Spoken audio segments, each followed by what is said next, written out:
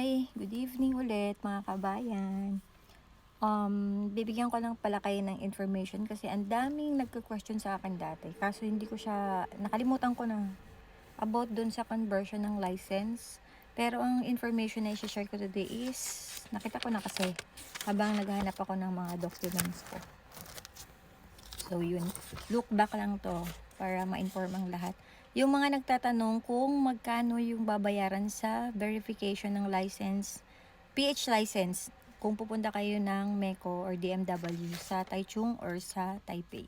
Yan, ang sabi dito ay, yan ang name, tapos kung kailan ka pumunta, and then kung ano yung magkano yung amount na babayaran mo. Ang total amount for verification ng PH license is 1,700 po.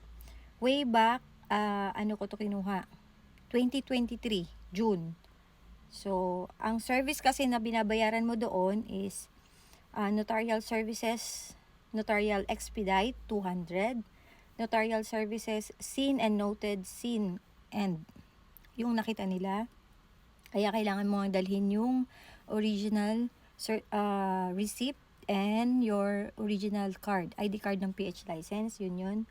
Tapos, notarial services, notarial expedite ulit. Yun ang nakalagay, 200. So, 200 plus 600 plus 200, yun yung 1,700.